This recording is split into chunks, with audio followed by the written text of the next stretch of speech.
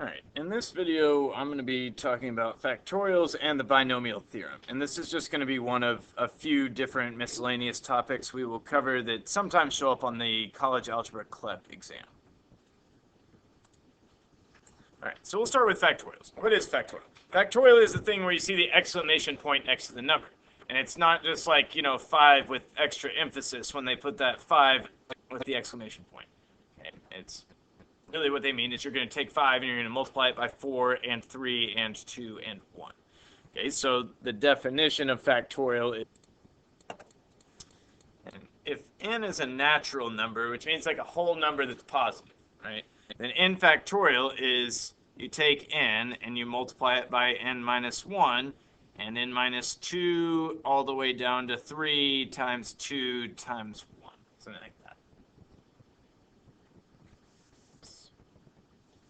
So, if, for example, they asked us to evaluate some factorials like 3 factorial and 5 factorial, what I would do for 3 factorials, I would say that's 3 times 2 times 1, which is equal to 6.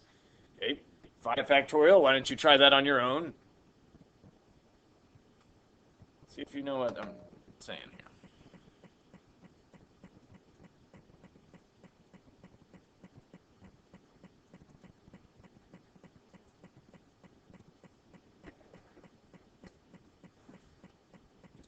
All right, and there you go, it's 120.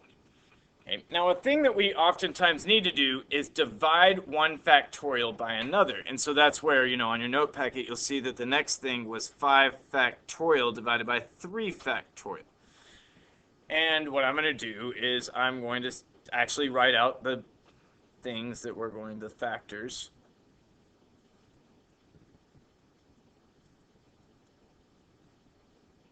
And then 3 factorial is 3 times 2 times 1. So when this happens, there's a lot of things that can cancel off, right? Because if,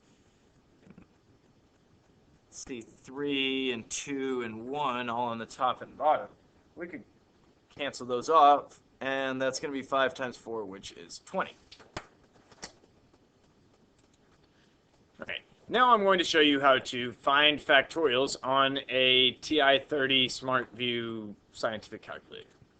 Okay, so I'm pulling it up right now. And it's loading. So I have to continue with my trial version of the software. All right, here it is. Here is the calculator. Right. And it looks like we were evaluating some sort of geometric series last time I opened it. But if we want, what's the next example say? 10 factorial divided by 7 factorial. Well, we can do this.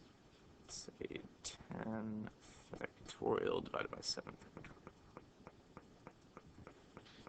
Oh, why not just do this using the calculator? Put in the fraction bar. 10 factorial is under probability.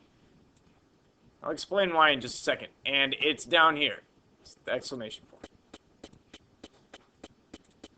10 factorial divide by 7 factorial. And that's 720. But I'm going to actually write this out. Okay, so this is 10 times 9 times 8 times 7, 6, 5, 4, 3, 2, and 1. But I could write this as 7 factorial, right? If I had just blocked off all of these numbers, well, that's just what 7 factorial is. Okay, so I'll just write it like this, and then in the denominator, I still have this 7 factorial. And then rather than canceling off 7 numbers, I can just cancel off this expression on top and bottom. And this is 10 times 9 times 8. It's going to be 10 times 72 is 720. Okay, so it makes sense. Okay, 78 factorial divided by 80 factorial.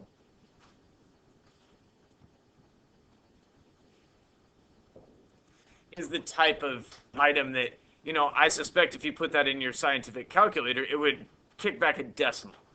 Because I know there's going to be a 79 and an 80 in the denominator. That's a really big number to divide by. I don't think it would just know that as a rational number. I might be wrong, but I suspect this is one that you would want to do by hand if you had to recognize this in, like, say, a multiple choice scenario. Okay, so this is 78 factorial, and we're not going to write out all 78 of the factors, right? That's just not realistic. Okay. So what we're going to do is the same thing I did up above. 80 factorial is 80 times 79 times 78 times 76. Well, that's just 78 factorial. So then we can cancel off the 78 factorials, and that's equal to 1 over 80 times 79.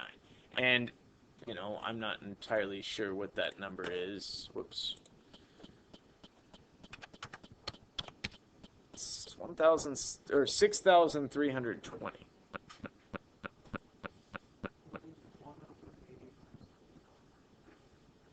Yeah, I just did. So 6,320 is the 80 times the 79.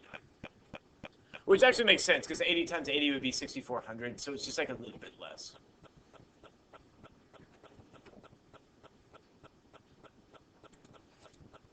All right, the next one is this 100 factorial divided by 3 factorial times 98 factorial.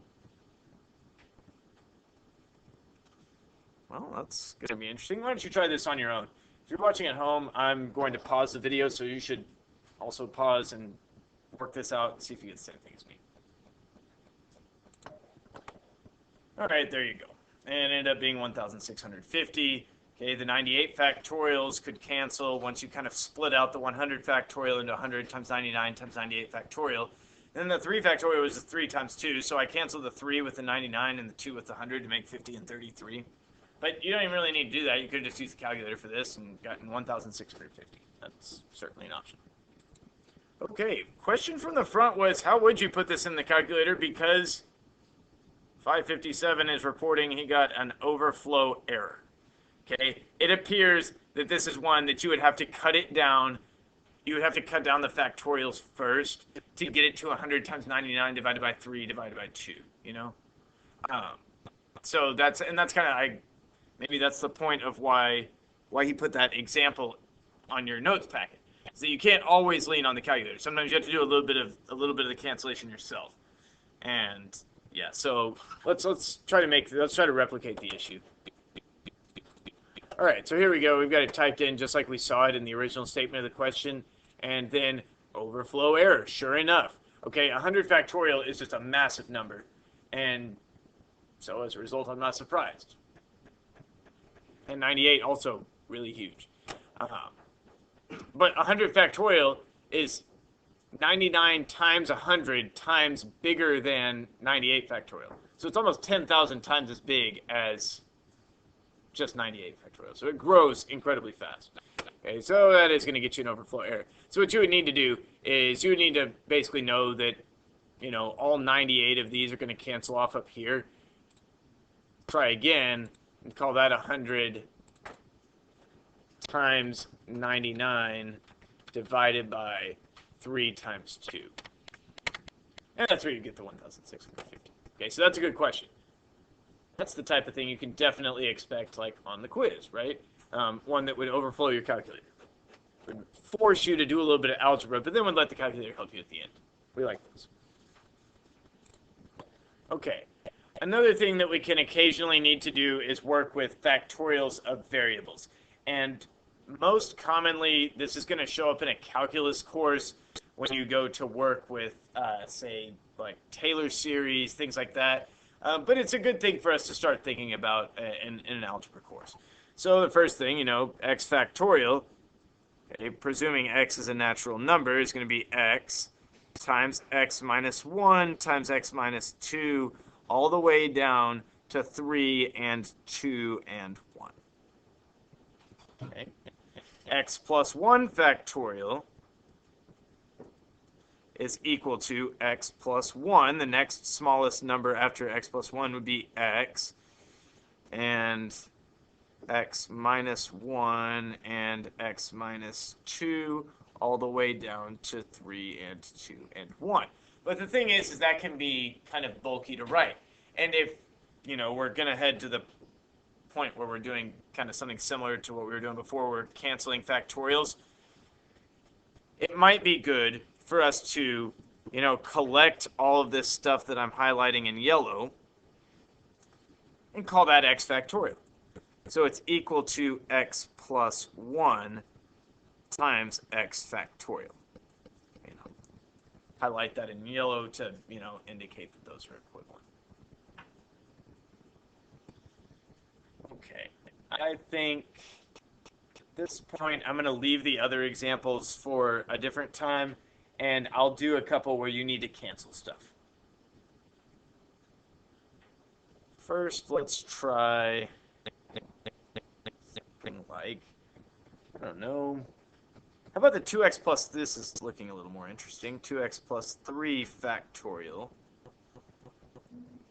divided by 2x factorial. Okay, so what you're going to do is you're going to kind of start listing out the factors. 2x plus 3, 2x plus 2, 2x plus 1, 2x plus 0, 2x minus 1, all the way down to 3 and 2 and 1. 2x factorial is going to be, well, it's going to be 2x times 2x minus 1 times 2x minus 2 all the way down to 3 and 2 and 1. Now, if you realized, if you understand the pattern, you can say, okay, whenever I see this, whenever you see the smaller thing show up, you could probably stop and just put a factorial there. I could have written this instead of how I wrote it like that. Let's clear out all this stuff. As times 2x factorial. And then I've got this 2x factorial here. And you could cancel that one, if that's how you see it. And then it ends up being 2x plus 3, 2x plus 2, and 2x plus 1. That's how we deal with variables and factorials together. All right, the other thing we're doing in this video is we're expanding binomials to higher powers. And I'll just say right off the bat, this is not one of the more pleasant things you're going to do in this course, but I really don't think it's that bad, and it's straightforward enough that if we saw it, say, on a CLEP test, we'd really want to get it right. We would want to get it. We would want to be able to do this the correct way. That said, oftentimes the correct way is going to be the grind through it, in my opinion. I don't expect us to spend a whole lot of time memorizing Pascal's triangle, stuff like that. That's just not the point of this course. So one of the things that y'all have done really good on this year has been dealing with x plus y squared. Y'all have not been telling me that this is x squared plus y squared, and I am just so grateful for that. Okay, what we've done is we have set up for FOIL, x plus y times x plus y. And we do the first outside and inside, that would be 2xy's, and then the last is y squared. What I'm going to do next is I'm going to do x plus y to the third. And I'm going to do this by hand. And then I'm going to probably have to erase a bunch of stuff so that I can, keep it coherent on the screen. So that's x plus y times x plus y times another x plus y. Now the thing is, I already did, okay, what I'm going to kind of bracket here in red is the same as this. So I'm going to just use that, okay? I'm going to take this and I'm going to say that this is x plus y times x squared plus 2xy plus y squared. And when we did, when we were dealing with like polynomials and stuff, what my recommendation was for, if you have a trinomial, to use the box method. So that's what I'm going to do right now. X to the third, 2x squared y, xy squared, and then I go over here and multiply in a y, and that's x squared y, xy squared multiplied by 2, and y to the third. Now what I'm going to do is I'm going to collect all of these like terms, and I'm going to get myself an answer right here.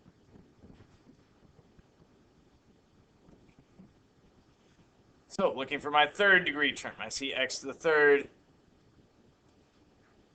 Okay, next I see these x squared y's right here. I see 3 of them, plus 3x squared y's. And then I've got xy squareds. I'm seeing 3 of those, plus 3xy squared. And then lastly, I'm seeing a y to the third. That is x plus y to the third power. And I figured I'd move that over just to make it a little less crowded. And then I'm going to do x plus y to the fourth power. Now the thing about taking something to the fourth power is it's the same as squaring it and then squaring it again. So that's what I'm going to do. I'm going to just square x plus y squared. And it's going to end up being x squared plus 2xy plus y squared multiplied by x squared, 2xy, and y squared. And now it's going to get probably a little ugly. I might want to spread this out a little bit. All right, there we go. So when I go ahead and multiply these things using the box method, it's going to be x to the fourth, 2x to the third times y, and an x squared y squared. Okay, over here it'll be 2x to the third y, 4x squared y squared, and 2xy to the third.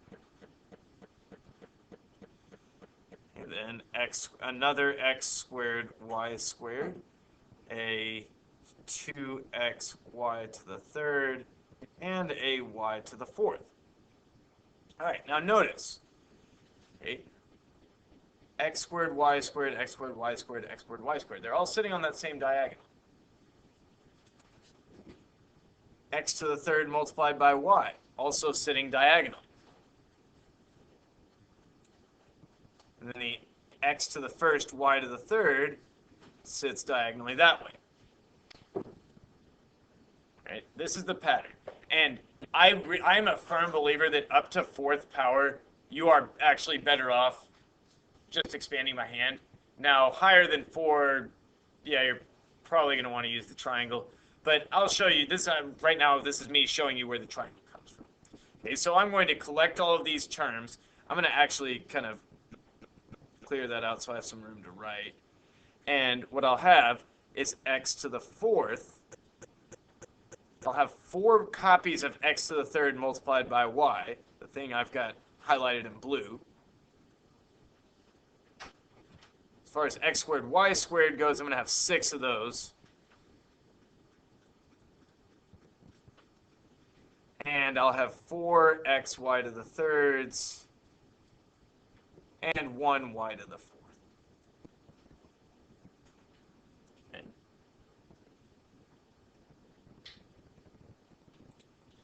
Now, obviously, the higher power you take, the more terms you're going to have. But there's also kind of, there's a pattern. If you look at the coefficients of these, x's and y's and x squared y's, x squared y squareds, xy to the thirds, whatever, there's a pattern. Okay? So if you look at the coefficients of x plus y squared, you get 1, 2, and 1. And then if you look at the coefficients of x plus y to the third, you get 1, 3, 3, 1. Coefficients of y to the fourth are 1, 4, 6, 4, and 1. Okay? So if you look at this, you would probably expect for the coefficients of the, fifth order expansion to be 1, 5, right? Because I'm going to add those to get there. 4 and 6 is 10. 6 and 4 is 10. 4 and 1 is 5. There's probably going to be a 1 on the outside because there seems to always be a 1 on the outside. This is the pattern.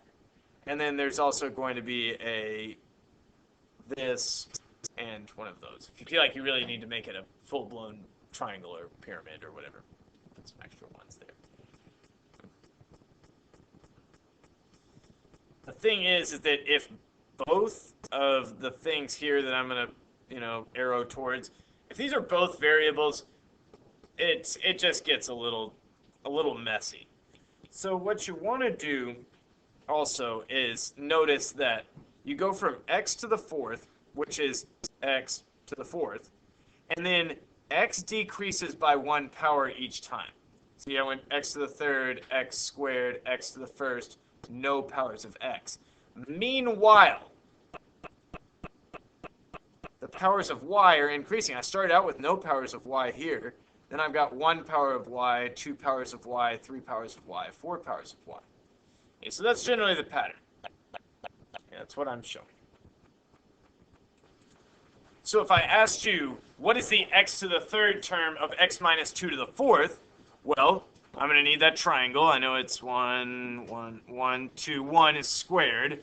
1, 3, 3, 1 is the third power. 1, 4, 6, 4, 1 is the fourth power. Okay, so this is like 1x to the fourth, some number of x to the thirds, x to the 2, x to the 1, that's no x's.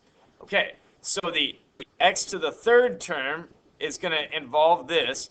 It's going to be 4 times x to the third. But remember, as the power of x decreased, the power of this thing increased. So you're going to actually take -2 to the first. Okay, if I scroll back up here, notice how, and when I add the exponents like right here, though it always added up to 4. X to the first, y to the third, adding up to 4. Y to the fourth, x to the 0, adds to 4. Okay? So same thing here, except now my y is a -2. Okay?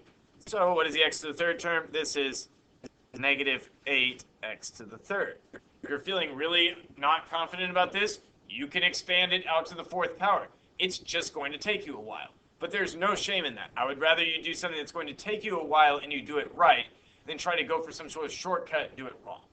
Right? That's always going to be true. Right? If they asked us about the x to the third term of x minus 1 to the fifth power, well, that's going to need another row of the triangle, isn't it? Okay, so I'm going to draw a fifth row. 1, 5, 10, 10, 5, 1. All right. Well, and then you can always know another thing that I would point out is that, if you're taking it to the fifth power, you want the one that's got the 5 in it. Fourth power, it's got a 4 in it, 3, 2. Okay, that's something to look out for. That's a nice trick that somebody showed me when I taught Algebra 2 a couple years ago. All right, so x minus 1 to the fifth. Okay, well, I know that x to the third term, this is going to be x to the fifth, x to the 4, x to the third, so it's going to be 10. There's going to be a 10 outside. There's going to be an x to the third, and then -1. I think to myself, well, what power is -1 going to have? It's going to have the 2 power because it needs to add up to 5. And I know that 3 plus 2 is 5. Okay, so I know that -1 squared is +1. So this is 10x to the third. Okay, fifth power, not great. We don't like that. But you could do it if you really had to. If you had enough paper, enough lead in your pencil, you could do it. Okay, so next I'm going to expand 2x minus 3 to the fourth power. And, this is definitely something you could set up for FOIL it once, FOIL it twice, right? Just keep using FOIL repeatedly. That is an option, but I'm going to use the triangle for this one. Okay, so again, if it's fourth power, I'm going to need to go until I see the 4. 1, 2, 1, 1, 3, 3, 1, 1, 4, 6, 4, 1. Okay, right? Fourth power, see that 4 here? No, that's what I need. Okay. Well, so what it is it's going to be 1, start out with 1, times 2x to the 4 times negative 3 to the 0 plus 4 times 2x to the third and negative 3 to the first. 6 2x to the 2 and negative 3 to the 2. A 4 and 2x to the first power and negative 3 to the third. And lastly, 1 times 2x to the 0 and negative 3 to the fourth power. All right. And then we're just going to, collect like terms, expand stuff. Okay, 2x taken to the fourth power is 2x, 2x, 2x, and 2x. That's 16 and x to the fourth. And the next one, if I take 2x to the third, I'll have 3 powers of 2. That's 8. Times 4 is 32. Times negative 3 is negative 96.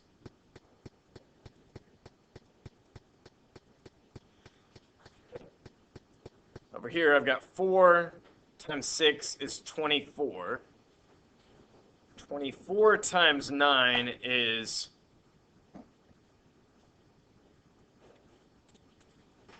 216.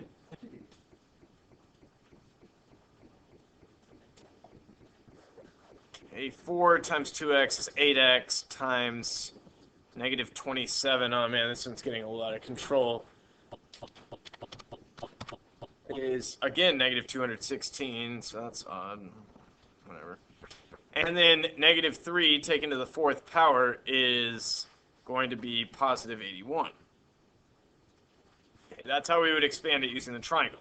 At a certain point, especially with fourth order, I really think it would have been faster to square the thing and then use the box method and collect like terms.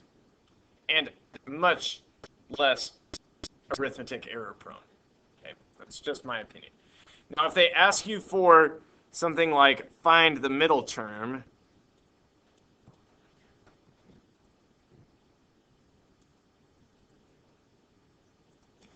what they're going to mean is they mean the one where you square 2x and you square the negative 3. So it was this one, or the third, it's 216x squared. And that might be the type of question that we just like pull out and just ask you about the middle term. Okay, to where you could do the whole thing if you needed to, but if you knew the pattern, you could just, extract one term. So like this one. They ask you to find the middle term of the expansion of 3x minus 4y to the fourth power. Okay, what you're going to do is, okay, again, fourth power, I'm going to need the row that has the 4 in it in the triangle.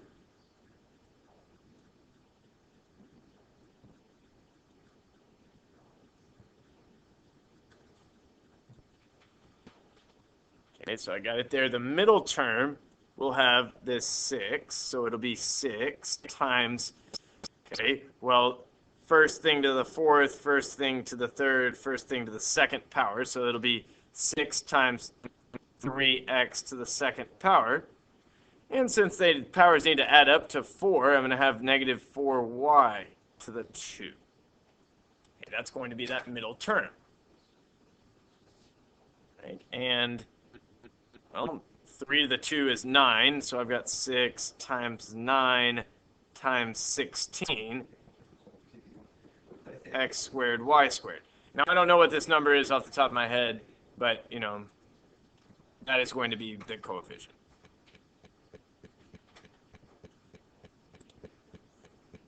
Now, the last example I've got for you is to find the middle term of x divided by 6 minus 3y taken to the 6th power. And now, if we're going to take this thing to the 6th power, what we're going to need to do is we're going to need to get a row that has a 6 in it.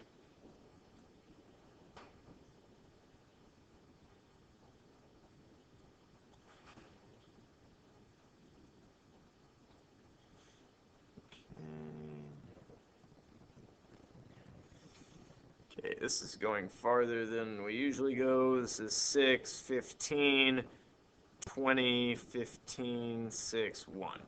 All right, so the middle term will have this 20 on it.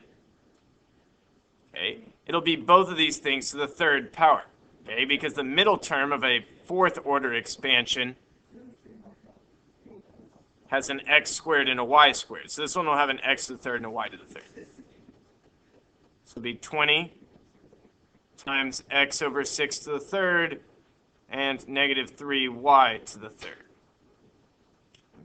So that would be a valid expression for it. But if you had to do a little more simplification, you could have 20 times negative 27 divided by 6 to the third, x to the third, y to the third. Okay, and that's all I got for you today.